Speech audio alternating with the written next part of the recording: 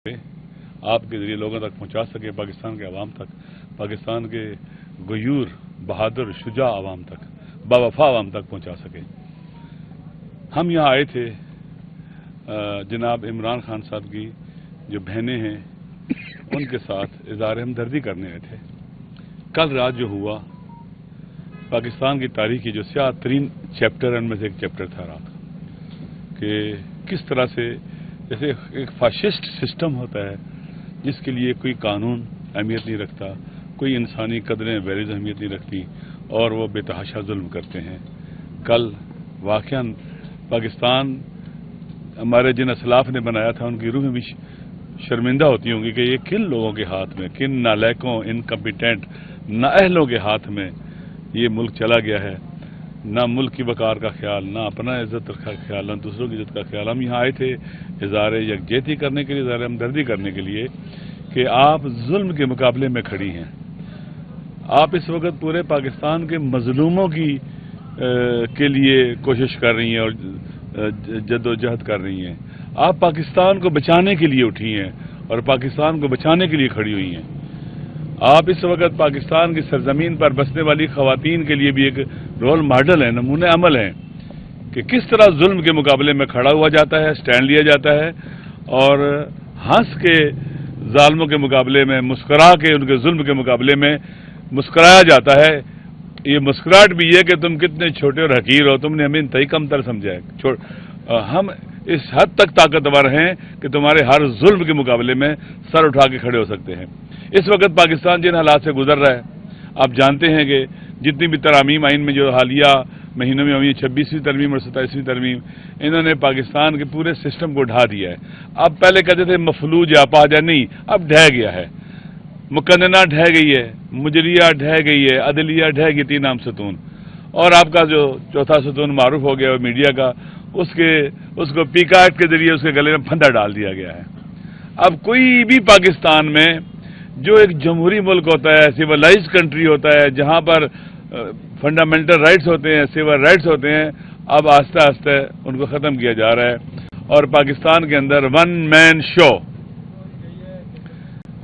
شو اس وقت شروع ہو چکا ہوا ہے۔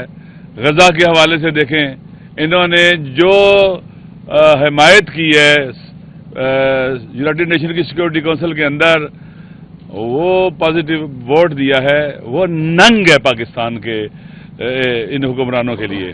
پاکستان کے عوام اس کے مخالف ہیں۔ یہ ایک ایسا غلط کام کرنے جا رہے ہیں کہ یہ اپنے آپ کو تباہ کریں گے اور ہمارے پاکستان کو بھی تباہ کرنے کی طرف جا رہے ہیں۔ لہذا یہ ہمارا وطن ہے، ہماری مادر وطن ہے اور ہم اس کے ظلم کے مقابلے میں کھڑے ہوں گے، کبھی میدان خالی نہیں چھوڑیں گے، ہم مایوس اور ناامید نہیں ہوں گے۔ اللہ تعالیٰ موجود ہے، اللہ ہمارا حامی و ناصر ہے، اللہ مظلوموں کا ساتھی ہے، اللہ کہتا ہے کہ ظالموں کے مقابلے میں کھڑے ہو جاؤ۔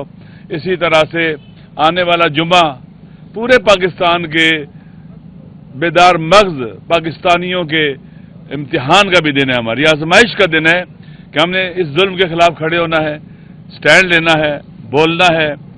بس میں آخر میں یہی کہوں گا کہ کل رات جو ہوا یہ نہ ہماری مشرقی تہذیب اس کو مانتی ہے، نہ انسانی ویلیوز اور قدریں اس کو مانتی ہیں، نہ ہمارا دین قرآن اور شریعت اس کو مانتا ہے۔ جو کچھ بھی کیا ہے انہوں نے جرم کیا ہے، ظلم کیا ہے، گناہ کبیرہ کیا ہے اور یہ عوام کی عدالت میں بھی جواب دہ ہیں اور اللہ کی عدالت میں بھی جواب دہ ہیں۔ شکریہ۔ بسم اللہ الرحمن الرحیم۔ مجھے دکھائے کچھ نہیں دے رہا، لائٹس ہیں، آپ کی بڑی مہربانی، دور سے آپ چلے آئے۔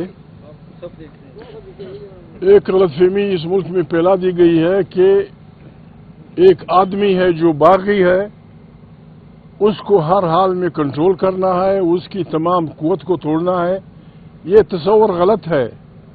وہ آدمی اس لیے سمبل بن گیا ہے کہ وہ سختیاں برداشت کر رہا ہے۔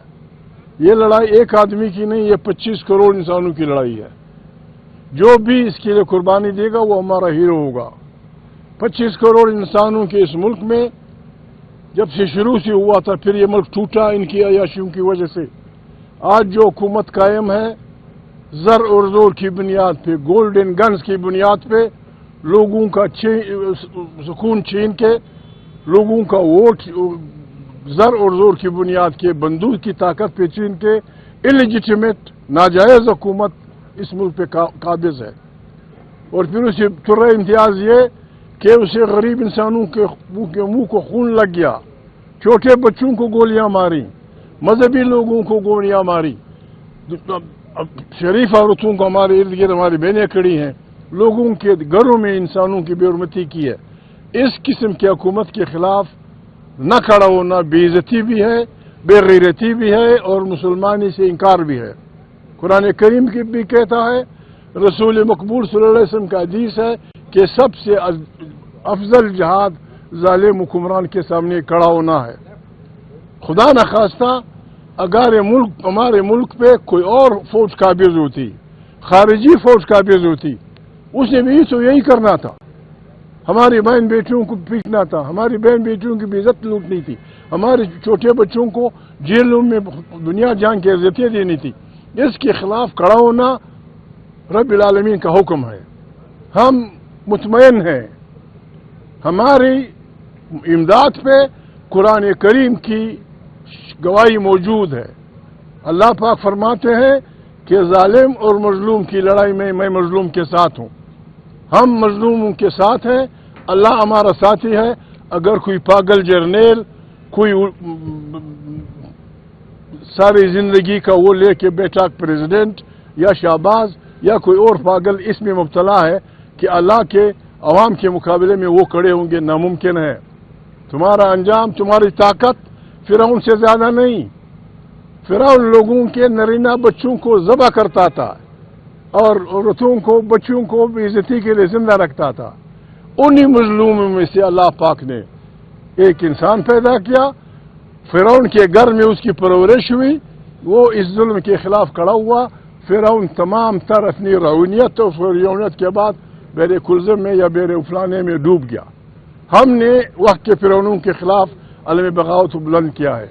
ये हमें हुक्म है आइन का, ये हुक्म है हमें हमारी हिम्मत और गैरत का, ये हमें हुक्म है कुरान करीम और उसके पैगम्बरों का। हमने बढ़ना है। गलत हुआ है सारी जिंदगी भर कहीं नहीं हुआ। अल्लाह पाक कुरान करीम में बार बार कहते हैं कि सिवाय मेरे सबका एहतसाब होगा, सबसे पूछगछ होगी। यहाँ